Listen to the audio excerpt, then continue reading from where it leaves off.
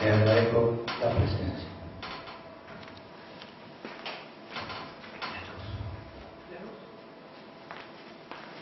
Nuestro tema es fundamentalmente el acto de pensar.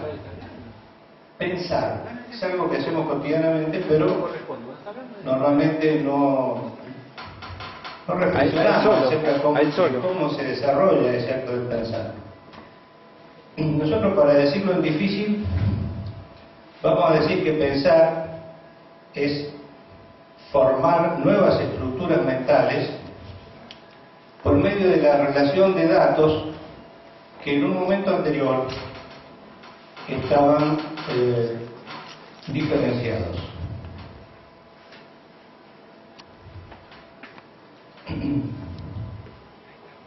Pero vamos a poner un ejemplo para ver si se entiende un poco más fácil.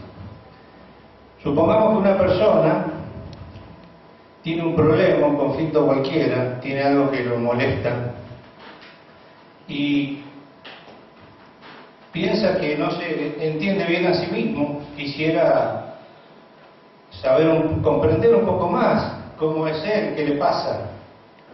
Entonces comenta con un amigo, el amigo le dice: mira, en este libro hay un curso de autoconocimiento. Entonces este personaje que estamos tomando como ejemplo lee el libro y dice: haga un relato de su vida, de su biografía. Agarra un papel y hace un relato de su biografía. Escribe.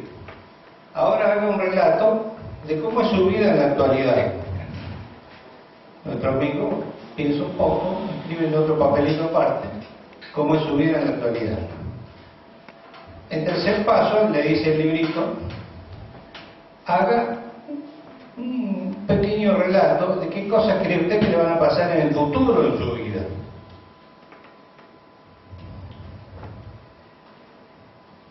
Qué cosas imagina, o qué cosas teme, qué cosas sueña con el futuro. En un tercer papel nuestro amigo hace un relato de eso. Entonces ahora tiene tres papeles: uno que habla del pasado, otro que habla del presente y otro que habla del futuro.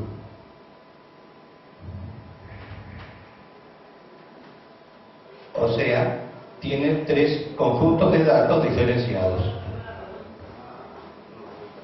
Ahora el libro le dice: ahora relacione usted lo que tiene escrito respecto del pasado con lo que tiene escrito respecto del presente. Y entonces nuestro amigo empieza a considerar, a comparar qué cosas me pasaron antes, qué cosas me pasan ahora, y luego con el futuro, qué cosas imagino que me pueden pasar. Tengo aquí el pasado, el presente, el futuro, y empieza a hacer relaciones y a establecer comparaciones, diferencias. O sea, está complementando los datos que tienen cada uno de los tres papelitos. Y entonces, producto de esa relación, algo nuevo va empezando a surgir en la cabeza de este ciudadano. Está empezando a surgir una nueva síntesis de comprensión acerca de sí mismo por medio de la relación de estos datos que él fue recopilando, pero que en un principio estaban separados, diferenciados. Esto es pensar, es formar nuevas síntesis de comprensión o nuevas ideas o nuevas concepciones.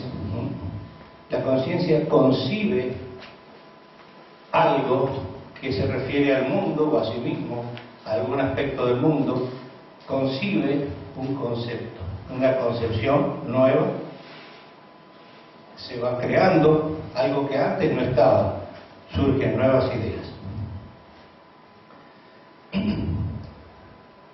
Hemos dicho que hablábamos del pensar. Fíjense que siempre se piensa sobre algo. En este caso, nuestro amigo pensaba sobre sí mismo, sobre su vida. También hay un interés en ese pensamiento, porque nuestro amigo, no porque sí nada más se puso a estudiar eso, sino porque tenía un problema. Él verá luego cómo puede hacer con eso que he comprendido, para tratar de sufrir menos, parar de sufrir, como dicen los evangelistas. Pero por otra parte hemos mostrado cómo el pensamiento se desarrolla a través de diferenciaciones, complementaciones y síntesis.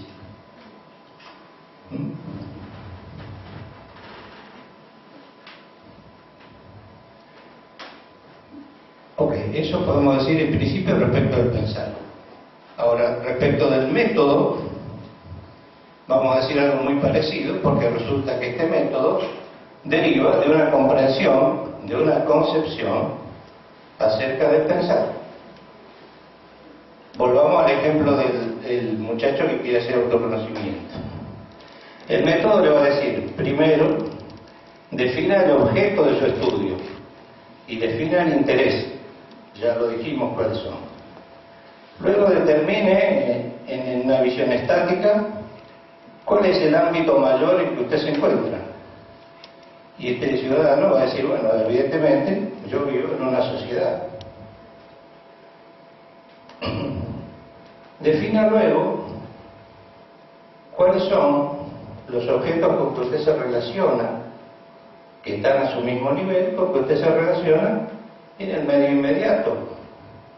Entonces salen las relaciones personales que este señor tiene en diferentes ámbitos, relaciones de trabajo, de estudio, de pareja, en fin, amistad. Y el método luego le va a decir, ahora fíjese en usted mismo, digamos algo así como, ¿cómo está usted compuesto? ¿De qué se compone usted? Y bueno, eso va a decir nuestro amigo, depende del punto de vista con que yo me mire, ¿no es cierto? Pero bueno, en este caso tendré que analizar aquellas cosas que me producen problemas, por ejemplo. En fin, se mira para adentro. Así que mira la sociedad, el ámbito de relación y su interior, su mundo interno. Ahí está siguiendo los pasos del método. Pero luego ahora tendrá que ponerlo en dinámica. Entonces estudiará su proceso, cómo fue que llegó a ser lo que ahora es, y ahí entra el tema de la biografía, ¿no es cierto?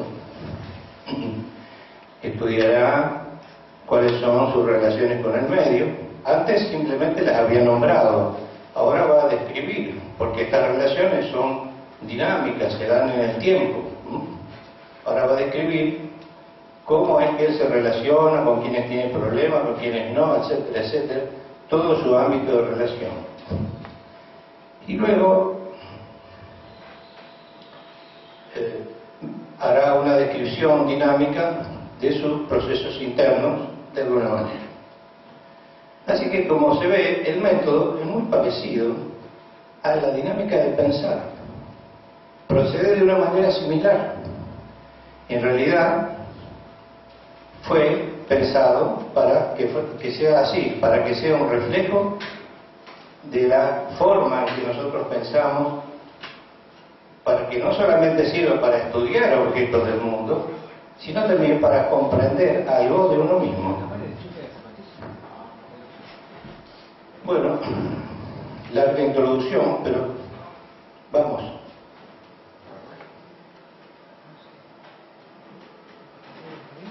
Bien, ahora vamos rápidamente a pasar una revista por una cantidad de estructuras que nos encontramos en el mundo.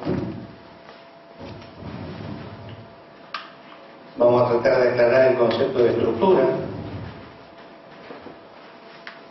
porque uno de los problemas principales que se tiene cuando uno quiere aplicar este método es determinar la naturaleza o el tipo de estructura a que se refiere o que es el objeto de estudio. Ese es el problema con el que siempre se termina chocando. Vamos entonces a ver si podemos esclarecer o por lo menos mostrar diferentes tipos de estructuras. Acá dice, la pregunta por el significado de todo lo existente. Pregunta antigua, muy antigua. Apenas el hombre pudo tener un poquito de energía libre en su conciencia, empezó a preguntarse por el mundo en que vivía, qué era él, qué hacía acá, qué eran esas luces en el cielo, etc. La filosofía siempre se preguntó por eso, ¿no es cierto? Pero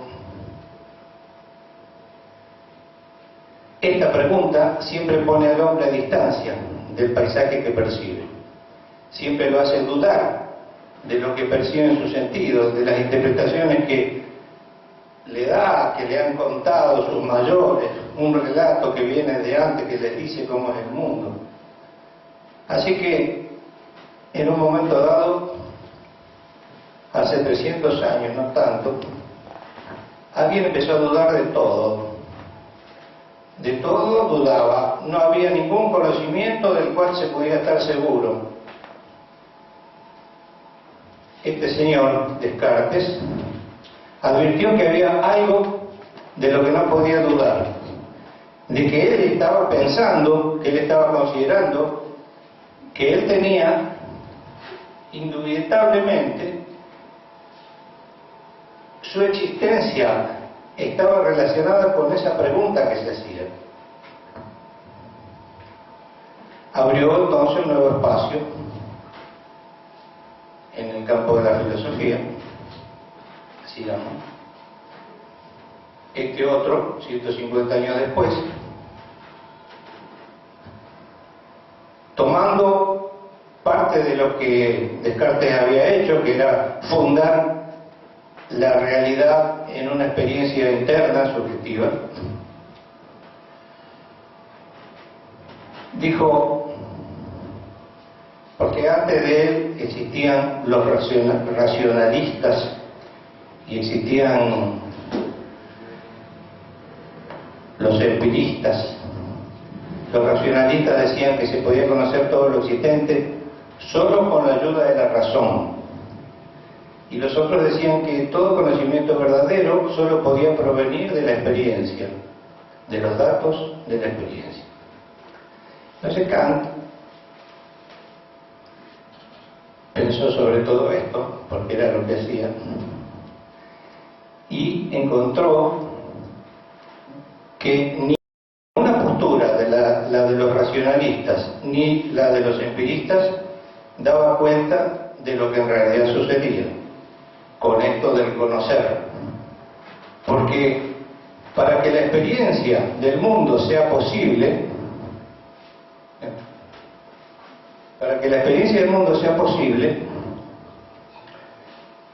tenemos que contar con un aparato racional que sondee el mundo, que lo investigue, que lo mire con una determinada intención y luego procese los datos que recibe del mundo en función siempre de esa intención. No era posible la experiencia si alguno de estos dos factores no estaba presente. Entonces, en la cabeza de Kant surge una síntesis nueva relacionando dos ideas anteriores, complementando dos ideas anteriores. Bueno, después vino su discípulo que es Hegel y llevó este idealismo a un nivel absoluto, según se considera, porque, bueno, Hegel descubrió que nada se podía decir sobre nada, sobre ningún objeto, si no se lo relacionaba con otras cosas. Tenía que haber siempre una relación entre aquello que quería comprender y otras cosas. Sin la relación no había comprensión posible. Entonces acá, por ejemplo, Hegel decía, pensemos en la luz. Pensemos en la luz. La luz, sabemos lo que es, tenemos una intuición inmediata de algo que llamamos luz. Pero cuando empezamos a pensar conceptualmente en qué significa la luz, enseguida nos damos cuenta que no podemos hablar de luz si no decimos qué es lo que pasa cuando no hay luz, es decir, cuando hay oscuridad. Para definir qué significa la luz es necesario recurrir al concepto de oscuridad. Y lo mismo pasa si quiero definir el concepto de oscuridad, necesito hablar de la luz. Entonces, luz y oscuridad son dos aspectos de una misma estructura conceptual. Y la mente, o la conciencia, la recorre en diferentes momentos. Se pone la luz, ¿qué significa? Necesito la oscuridad. Pero de la oscuridad regreso acá. Entonces, ahora regreso con un concepto superado, como decía Hegel.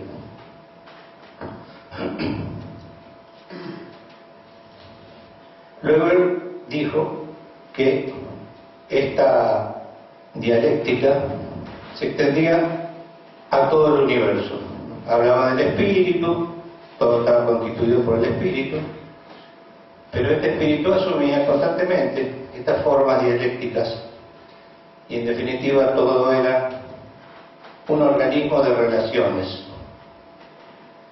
Sigamos. Bueno, entonces, igual que en la estructura del pensamiento, las estructuras en general se forman así, por diferenciación, complementación y síntesis. Y si queremos hacer una clasificación de las estructuras, nos encontramos con que hay estructuras que se despliegan fundamentalmente en el espacio y otras que se despliegan en el tiempo, como estas que están acá, el lenguaje, la percepción, la música. Bueno, sin embargo, observen ustedes que si bien nosotros podemos hablar de estructuras espaciales y estructuras temporales, en realidad de lo que estamos hablando es de nuestra concepción acerca de las estructuras. Estamos hablando de conceptos. Cuando queremos estudiar cualquier cosa, el medio en que nos vamos a desenvolver es un medio de conceptos, es un conjunto de estructuras conceptuales. Eso es todo tipo de estudio sobre cualquier cosa, porque uno no estudia en el aire, estudia con concepciones, con ideas, relaciona, diferencia y hace síntesis. Pero bueno, para hablar seguimos hablando de espacio y tiempo. Un ejemplo de diferenciación, evidente, la división celular. Ejemplo de complementación, primero las células se dividen sin modificar su estructura, son todas iguales, hasta llegar a 50, 100 células, eso es lo que se llama el huevo. Luego empiezan a diferenciarse, algunas van a ir a constituir tejidos nerviosos, otros tejidos óseos, otros tejidos conjuntivos, etc. Se diferencian y se producen sucesivas complementaciones que dan origen a los órganos y finalmente la complementación general que da origen al organismo subconjunto, ¿cierto? Bien, eso mismo sucede también en el desarrollo de la estructura de la materia.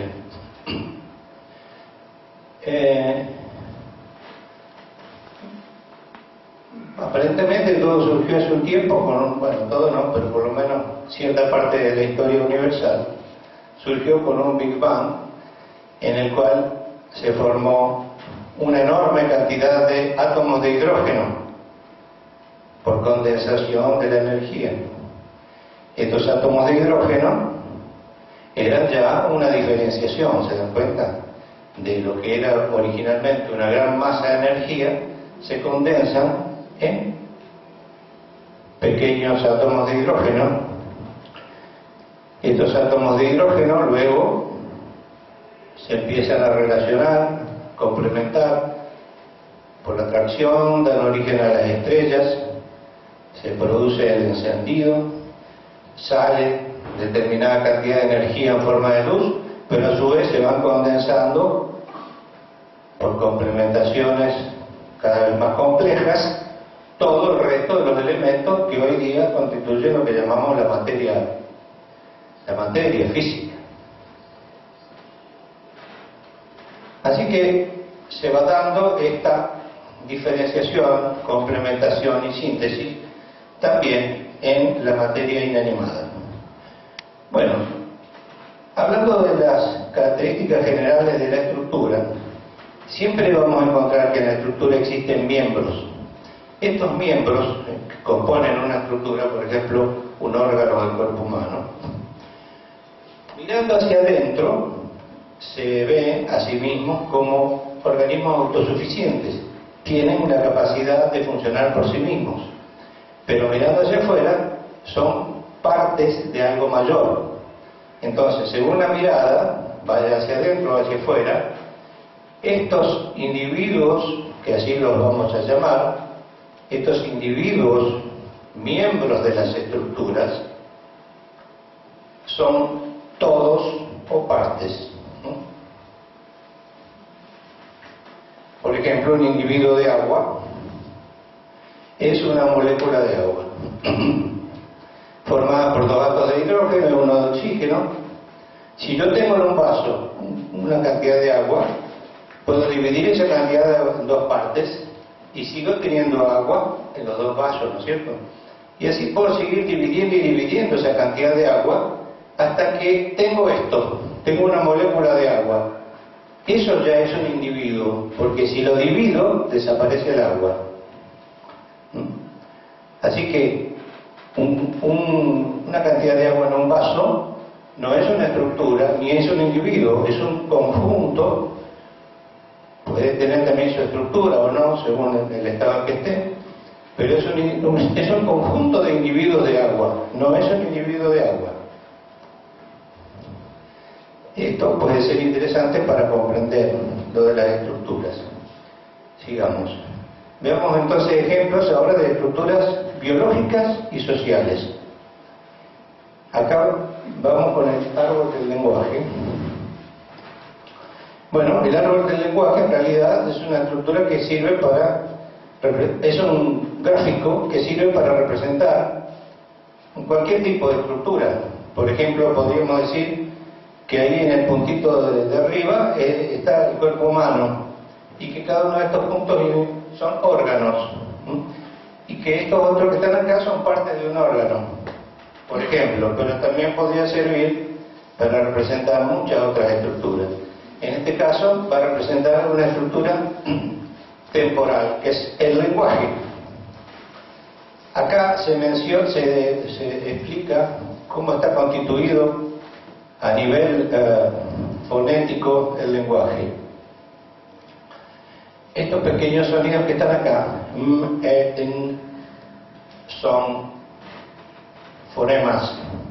Los fonemas no significan nada en sí mismos, pero unidos en los llamados morfemas son aproximadamente del tamaño de una sílaba.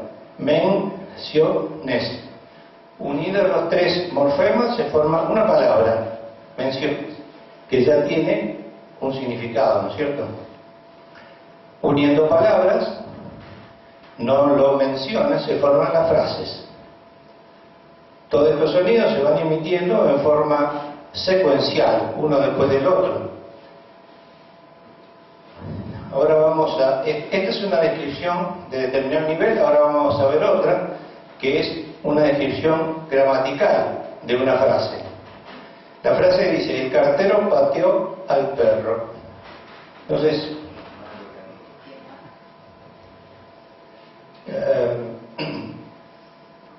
esto se suele describir así, que hay un sujeto y un predicado. Un sujeto porque es alguien del cual decimos algo, en este caso el cartero. ¿Y qué decimos del cartero? Bueno, que le dio una patada al perro. A su vez, la acción de patear a un perro también consta de un verbo y un nombre, que es el perro. Pero bueno, así se articulan esta cosa que primero, antes de ser una frase dicha por alguien, es una idea, es una representación de algo que sucede, que a lo mejor al principio no sabe cómo decirlo, pero luego eso que se percibe en un principio como una unidad, se diferencia, se articula para uso del lenguaje. Y surgen estas diferencias, están acá, digamos. Bueno, estructuras sociales. Si siguiéramos con el lenguaje, podríamos empezar a tratar el tema de las significaciones, que ya es otra cosa, de otro nivel. Sociedades. En las sociedades también existen miembros. En una sociedad no puede no haber miembros intermedios porque no podría funcionar. Los llamados subensambles.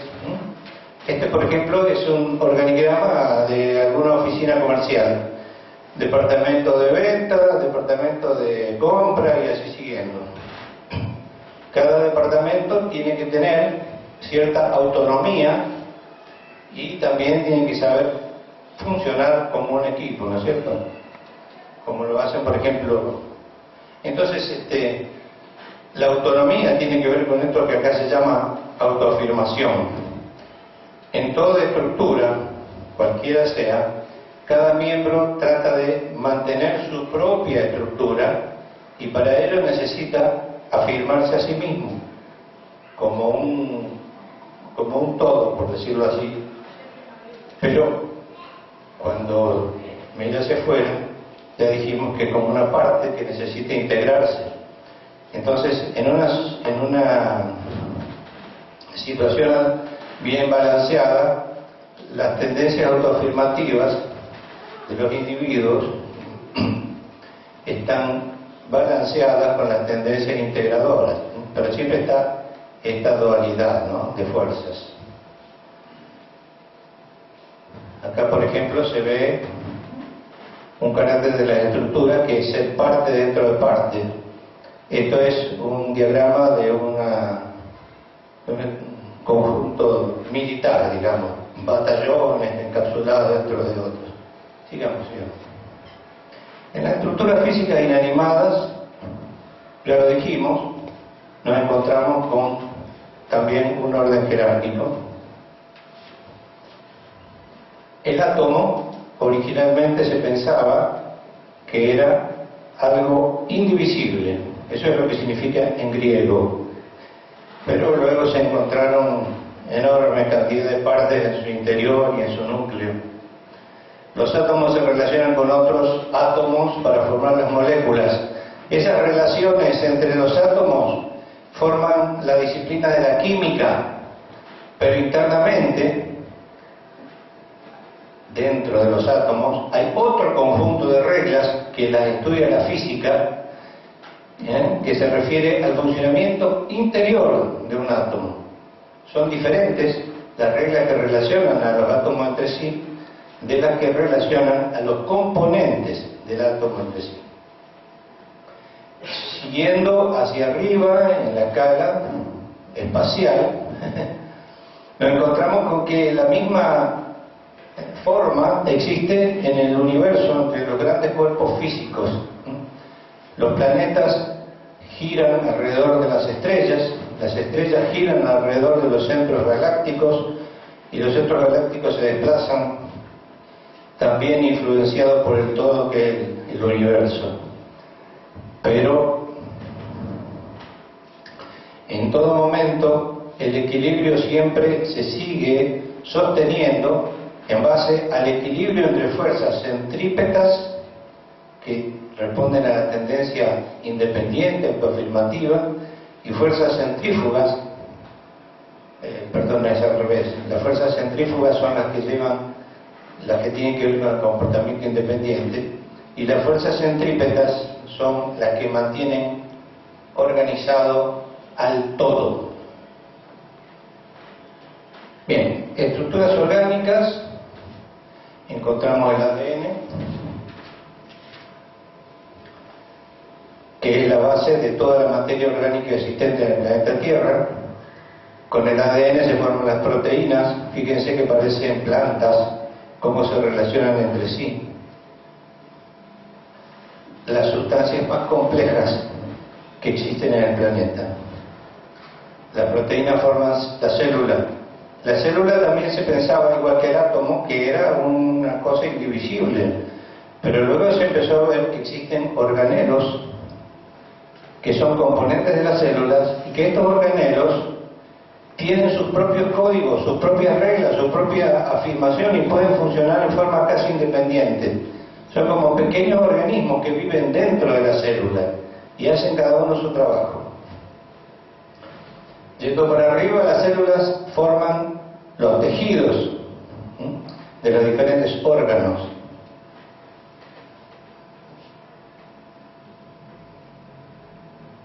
Ahora paramos con esto y vamos a ver este esquema del psiquismo.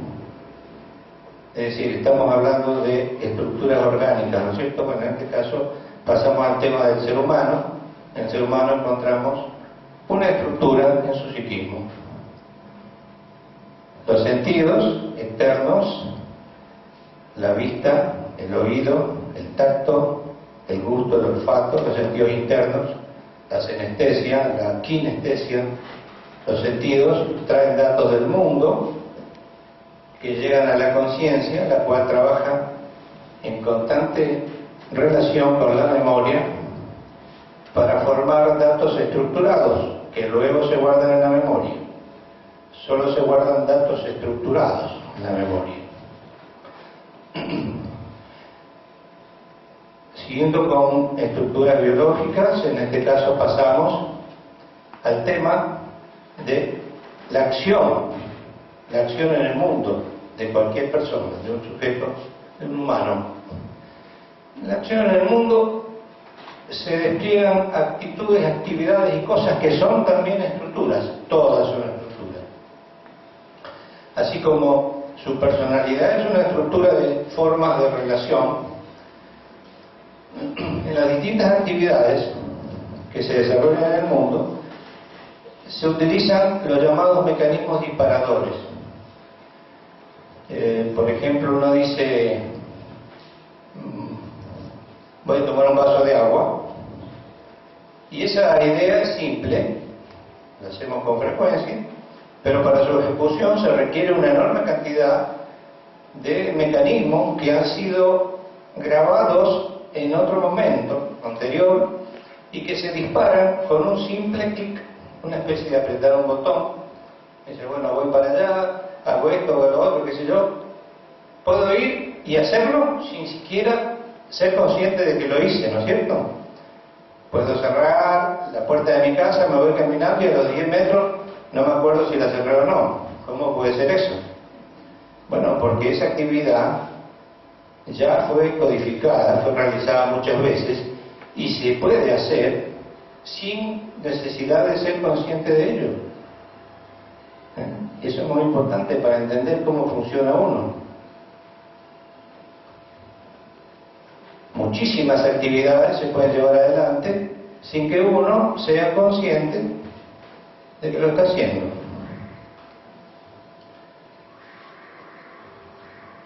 Bueno, entonces el ser humano interactúa dentro de esa gran estructura que es la sociedad. Y en esa interacción, viendo esto de que existen mecanismos pregrabados, se puede establecer una diferencia entre los niveles más automáticos y los niveles más altos o más conscientes de la conciencia del psiquismo. Porque, por ejemplo, uno podría manejar un auto y realizar todas las actividades de manejar pensando en otra cosa, porque está completamente acostumbrado. Si el camino que hace además es un camino que hace siempre, podría ir en forma completamente automática desde su casa a la oficina, como les pasa a algunos señores que tienen un problema que se llama el petit mal, una forma menor de la epilepsia, que hacen muchas cosas y de repente se despiertan y no saben cómo fue que llegaron ahí. Bueno, el nivel de complejidad al que puede funcionar nuestra conciencia en forma inconsciente desde el punto de vista del yo es considerable. Por lo tanto, uno podría estar funcionando muchas veces de esa manera, sin darse cuenta, sin tener conciencia de sí mismo. Responder con frases hechas, por ejemplo. Es decir, si en ese momento en que uno va manejando el auto, en forma automática, pensando en cualquier cosa, se cruza de repente un niño atrás de una pelota, por ejemplo, ahí, contra eso, mis mecanismos automáticos no pueden reaccionar, no pueden responder a eso. Tendré que despertarme y decir, a ver qué está pasando acá. Algo me va a despertar y me va a decir, tienes que tomar una decisión. Esa decisión que yo voy a tomar ya no es una decisión automatizada, es una decisión en la que intervienen una gran cantidad de relaciones de otro nivel, de un ámbito mucho mayor que tiene que ver con la sociedad, con mis creencias religiosas o no, con mis sentimientos, mi sensibilidad, en fin, algo que corresponde a un nivel muy distinto del de los mecanismos automáticos que yo usaba para ir manejando. Entonces ahí hay una gradación importante en cuanto a flexibilidad, capacidad de respuesta frente a distintas situaciones. En los niveles superiores aumenta la flexibilidad y en los niveles inferiores aumenta la rigidez, el comportamiento estereotipado. Sigamos. Bueno, hemos hablado de esto, la mecanización de hábitos.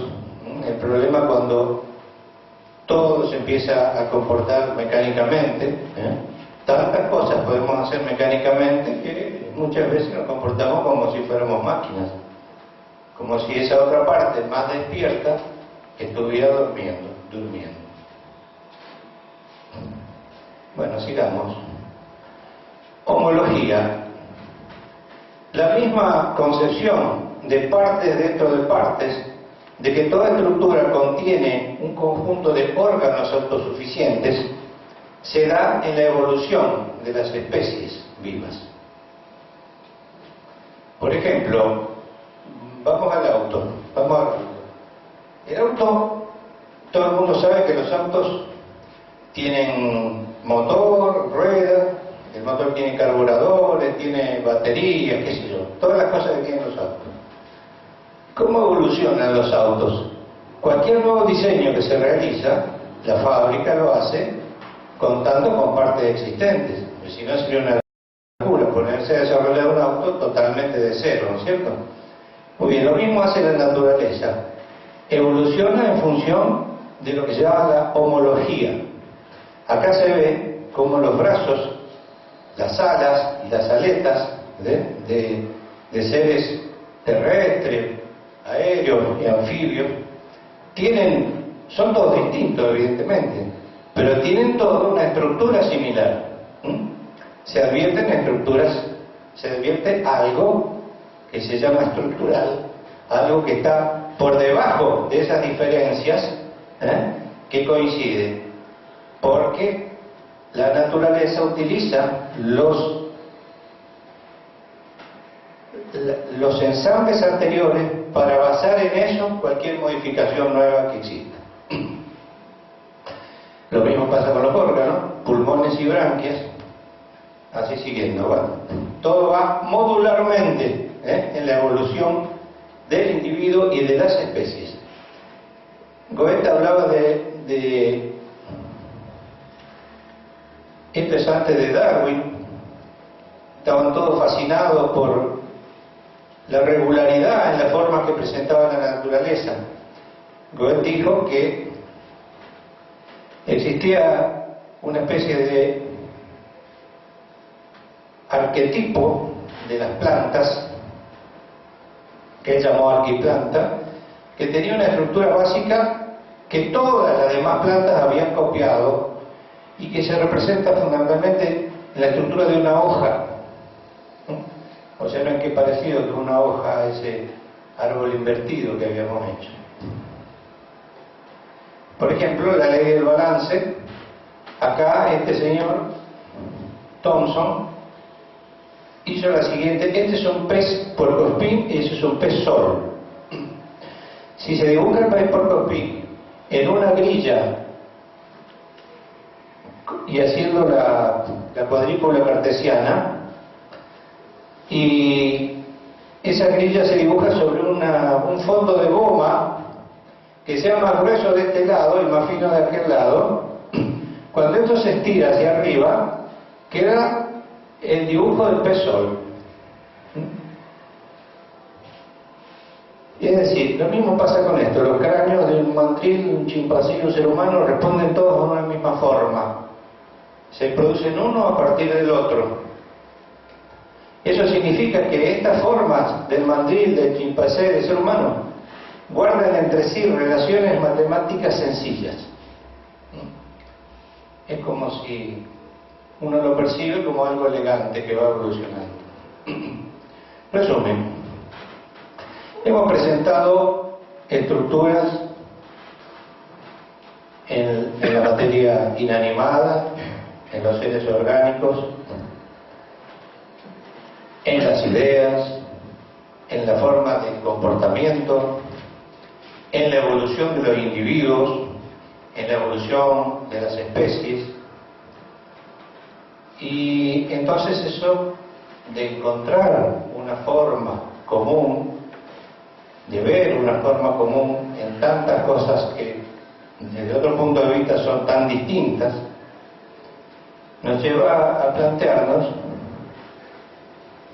como que existe una forma universal, aunque no siempre está muy clara, y que existen muchas más relaciones dentro del universo de las que nosotros en principio somos capaces de comprender. Esta red de neuronas, esta es una red de neuronas biológicas de un ser humano, pasa a la otra, y esta, que es tan parecida a la anterior, es una imagen de computadora creada por todo lo que se conoce sobre el universo. Cada punto es un conjunto de millones de estrellas y se relacionan entre sí de esa forma, igual que las neuronas. Entonces, ¿será que el universo es así o que nuestra conciencia nos devuelve esa imagen del universo? En todo caso, parece que en la medida en que vayamos ampliando nuestra capacidad de comprensión y vayamos encontrando esas relaciones que normalmente no vemos, seguramente irá creciendo nuestra comprensión y en alguna medida a lo mejor podamos empezar a preguntarnos, a respondernos aquello que nos preguntábamos al principio. Sigamos. Bueno, esto fue un pantallazo de las estructuras, de su constitución y de cómo se las aprecia en diferentes órdenes de la realidad. Pero ahora veamos este método que nos aporta el nuevo humanismo. Acá está el señor que inventó este tema, sintetizó este tema, Mario Rodríguez Silo. Él dictó a principios de los 70 4 conferencias sobre un sistema que llamaba meditación trascendental.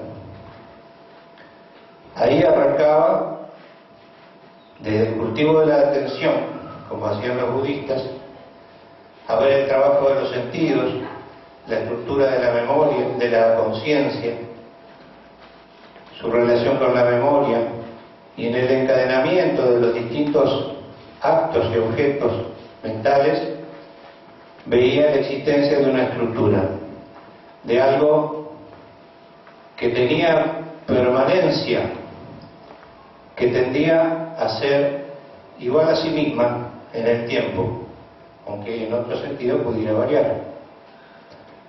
Y decía esto, por ejemplo, que el problema de la comunicación entre las conciencias se resuelve a nivel estructural. Y decía que la relación estructural entre conciencia y mundo es invariable.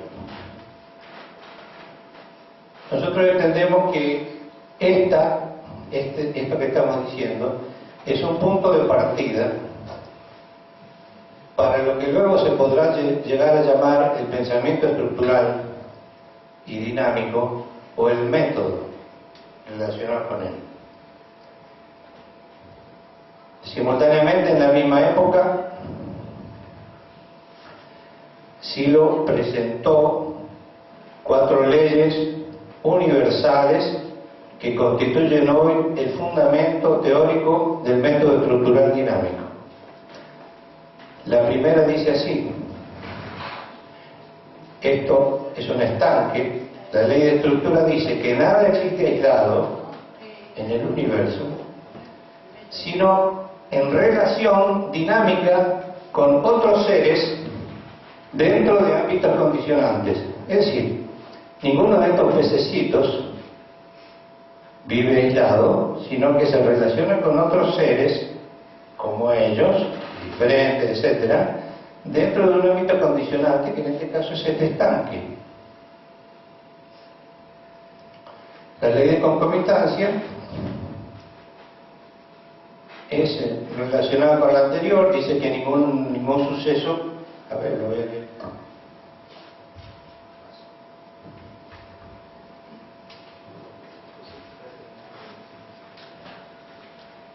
La ley de concomitancia dice: todo proceso está determinado por relaciones de simultaneidad con procesos del mismo ámbito, o sea, cosas que suceden a la vez, y no por causas lineales del movimiento anterior.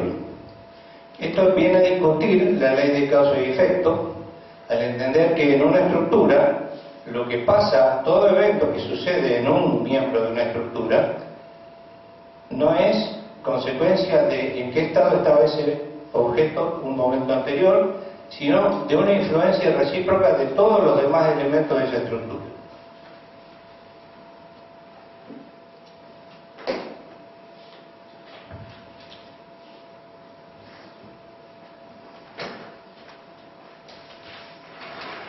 La ley de ciclo dice exactamente: todo en el universo está en evolución y va desde lo más simple a lo más complejo y organizado según tiempos y ritmos cíclicos.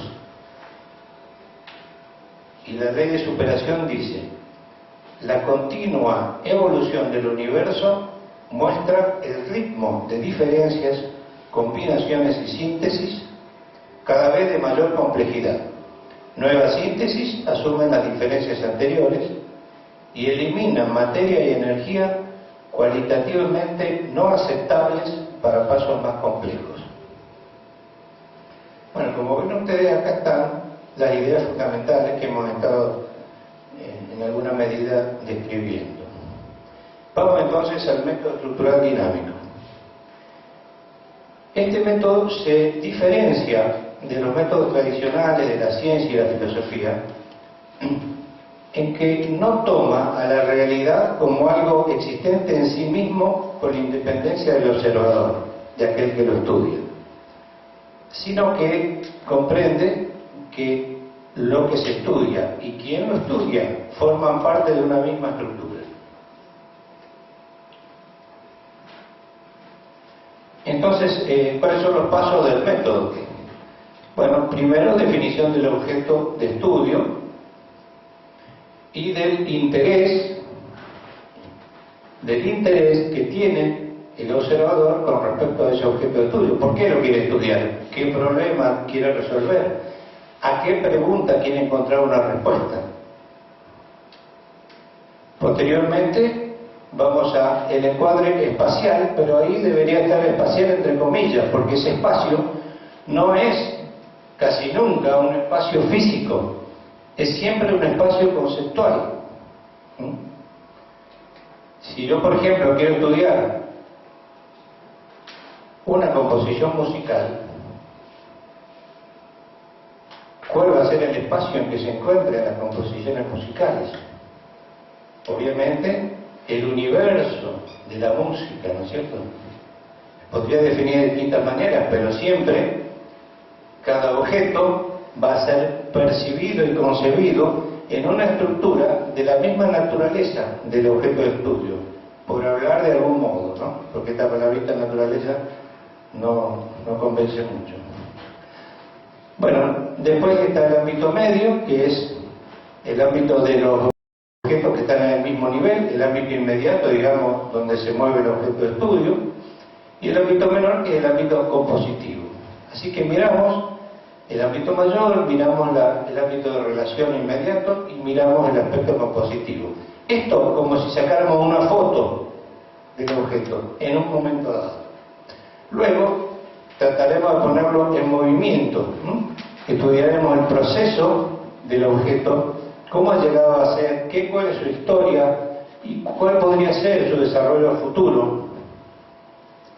Estudiamos la relación dinámica que hay entre ese objeto y otro de su mismo nivel, y estudiamos el proceso de los elementos compositivos. Por ejemplo, podría ser, si hubieran, evidentemente, y todo el alcance del estudio va a depender siempre del interés que cada uno tenga. ¿Para qué quiere estudiar tal y cual cosa? Finalmente, una vez que uno termina de hacer todos estos estudios previos, puede alcanzar lo que llamamos una visión global de esa estructura. En esa visión global, casi seguramente, se van a encontrar con una claridad, una visión respecto al objeto que no tenían antes de realizar el estudio. Y pueden también surgir fenómenos de algo que llamamos la conciencia inspirada. Pueden surgir inspiraciones. Pasan cosas en la conciencia. Entonces, bueno, evidentemente nosotros decimos que el ejercicio reiterado del método y las reflexiones en torno a todo esto representan un esclarecimiento del acto del pensar, y que si bien esto puede servir para realizar un estudio o una investigación, nos parece que el esclarecimiento de cómo es que funciona uno, la claridad, el aumento de la conciencia de cómo es que uno y los demás funcionan desde el punto de vista mental, es seguramente una base en el desarrollo evolutivo del ser humano, que es en el fondo lo que más nos interesa. Así que con esto terminamos. Muchas gracias.